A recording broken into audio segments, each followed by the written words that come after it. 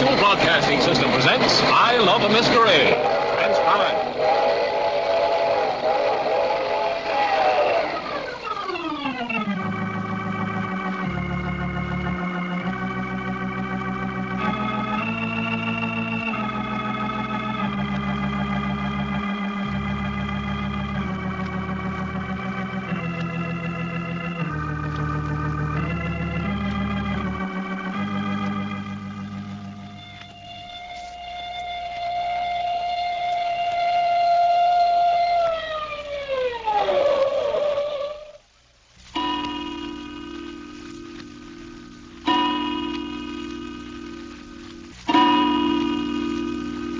There's one thing, Jack.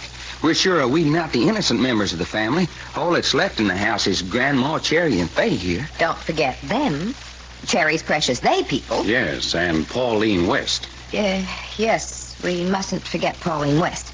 Well, if they are in the house, and this Pauline West is here, they've certainly kept in the background. Way in the background. On the other hand, they're right up in the foreground. Well, I ain't seen them. That's because you don't know where to look. Then perhaps you'll show Doc and me. Not yet. Yeah, and what about the baby? Yes, the baby's very much with us, too. You've seen him, too, I Yes. suppose.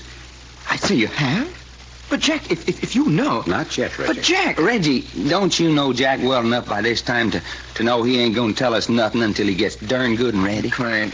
But would you mind telling us why you suddenly decided to have Hope removed to a hospital?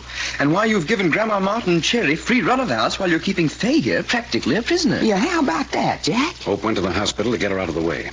Out of the way of what? She couldn't possibly stay alive in this house.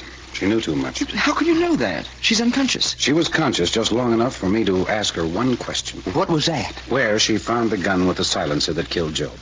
She told you? Yes. That's the thing that made somebody want to kill her? Yes. Well, then doesn't that put you in the same danger she was in? Exactly. Jack, you're in danger of being killed. Well, with proper precautions. But looky, tell us where you found the gun, too. Then there'll be so many of us that know. I don't want that. You don't want what? Look, I know who the murderer is. I know how Job's murder was done, but I haven't got a scrap of proof. I could tell my story from now on. Nobody'd believe me. The baby would be proof. Yes, I could bring the baby to light, but a crying baby doesn't prove murder. Well, so what? So I've got to catch the murderer in the act. But how did you being in danger? We know he wants to kill me. We know he's going to try to kill me. When he tries, it's up to me to be the smartest. You haven't been the smartest so far. That's true. Jack, you're setting a trap for the killer and using yourself as bait? Yes. I don't like that. I don't like it a bloody bit. And Doc. Yeah? The outcome's going to depend a great deal on you. Hey, you mean you're laughing? I mean, if you let Fay here give you the slip for 1 minute, I can't predict what will happen. Fay, huh? Fay. Oh, my goodness, but you look ferocious, Doc. Looky, Fay, I ain't never hit a woman in my life. But you try one move, and lady, I'm going to lay you so flat that you could be shoved under the carpet. No rough stuff, Doc. Well, I ain't fooling, sister. What a pal. Now then, Doc and Reggie, I want you to listen closely to what I'm going to say, in case I'm not as smart as the killer when the time comes. Hey, cut it out, will you, guy? Will you listen? In case anything happens to me, I want you to give this information to the police. First, find Pauline West, the radio actress. She's in this house. Second, remember that it was Grandma Martin who arranged the chairs in the library so that Job sat in front of the window the night he was killed. But be sure to tell them that she had been arranging the chairs in just that same order ever since the grandchildren were small. You got that? That's great. I'm making notes. Third, tell them the night Cherry was bound and gagged and taken down to the furnace room that her clothes were strewn from the 3rd floor to the basement, making a trail that would assure us finding her quickly. I say, I never thought of that. Did you ask Cherry? Did she drop stuff as she was being carried down? How could she? She was tied hand and foot before she was taken out of her bedroom, according to her own story. Then the fella who carried her down must have dropped the stuff. Right. But why? That's all the police need to know. They can find out the rest from that. Uh-huh. You know, from the look on Fay's map, I bet she could tell us. Maybe I could. Fourth, there's about 3 or 4 thicknesses of wallpaper on the walls of Cherry's bedroom. Did you know for sure how many, Fay? Well, I'd say offhand the room had been papered 4 times. Yes. Well, tell the police to peel off the 3 top layers of paper in an area about 3 feet square and examine the figures on the paper very carefully. Well, what the heck's that for? And you be present when they do it, and you'll see. Joe, that's the queerest yet. 5, give them this gun. It's the one that killed Job and the one Cherry and Hope fought over when Hope was shot. Be sure to call their attention to this piece of black thread tied to the trigger. Yeah, I noticed that. It is on the gun when I picked it up after Hope was shot. Yes, about 1 foot long. If they'll examine the end under a microscope, they'll probably find it looks as though it had been burned off. You getting all this down, Reggie? It's quiet. 6, This is going to be in the nature of a demonstration. Take hold of Faye's arm, Doc. Say, what's the idea? Jack says to take your arm, so I'm taking your arm. Well, take it easy, will you? I don't want to look like I've been manhandled by a gorilla. Be sure to hang on to it now. You bet you. Hey! The lights! The lights! Jack, who turned out the lights? I did. Sit still. I'll turn them on again. Sit down, Faye. No, you let go of me. I said sit down. Let go of me now. Let go. Why, you little cat, Let sit me down. Get them lights turned on, Jack. Let me- Here they are. Oh, I say. Doc, what happened? Looky at my face. Scratches. She did that. I say she done it. She tried to get away. Faye, what's the matter with you? Why'd you try to get away? Why not? It was dark. Lady, you don't know how near you come to getting soft. So what? But the lights, what made them go out? I turned them out. How could you? You were 6 or 8 feet from the wall. The same way they were turned out last night before Job was killed. Look, I've got a piece of heavy black thread. Thread? That's all. I tied it to the switch when you weren't noticing. When I was ready for the blackout, I pulled on the thread, pulling the switch down. Lights go out, the thread slips off the switch, and... Then somebody right in this room snapped off the lights. That's right. Faye, is that why you made such a fuss? Because Jack found out how you switched off the light? Oh, don't be absurd. Jack didn't say I did it. What about it, Jack? Did she? I can't prove anyone did it yet, but demonstrate it to the police if I'm not here. Quite. That's 5 things to tell the police. And that's all.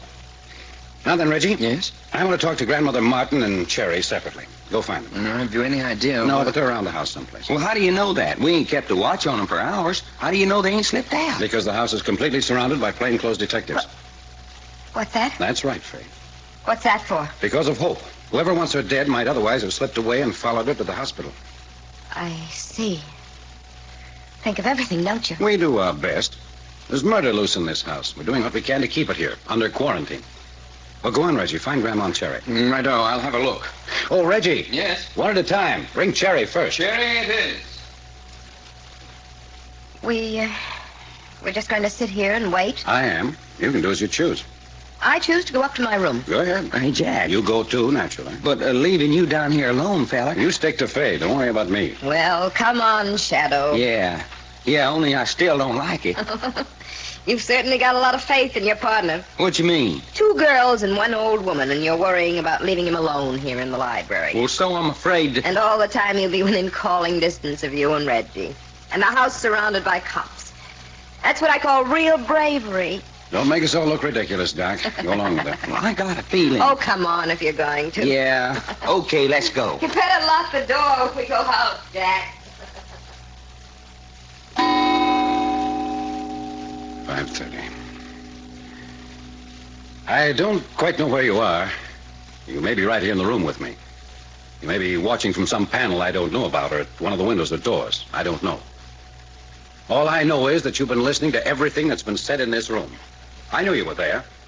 That's why I sent Reggie out to find Grandma and Cherry. That's why I let Faye go up to her room with Doc, so we'd be alone. You may be the murderer. I don't know. But whether you are or not, you're a very unhealthy person. You're afraid. You feed on darkness. Your thoughts are lustful and violent. You're the power of evil in this house. You're not only cowardly and violent and evil, but you're much worse because you're a woman. When a woman's bad, she can be so much more wicked than a man. Strange, isn't it, that anything which can be the greatest instrument for good in the world can also be the greatest instrument for wickedness? I feel sorry for you. It wasn't your fault in the beginning. I think of all the people in this house, you have the greatest potentialities for greatness. You could have been just as great in the realm of goodness as you are superior in the realm of evil. You've worked with such perfect deliberation, coolly, masterfully, with superior knowledge of human nature. You've even used your own weakness to the best advantage. It's been fascinating working against you. And in a way, it seems a pity that you're at the end of your rope. I don't know when that end will come. That'll depend on you. An hour, day, not much more than that. And I want to tell you that Jack, look at me. Doc, where's Faye? I don't know. What's the matter with you? I was hit over the head. Hit over the head. Doc, Hit over the head. the baby. Reggie, it's the baby. Find Faye. We've got to find Faye.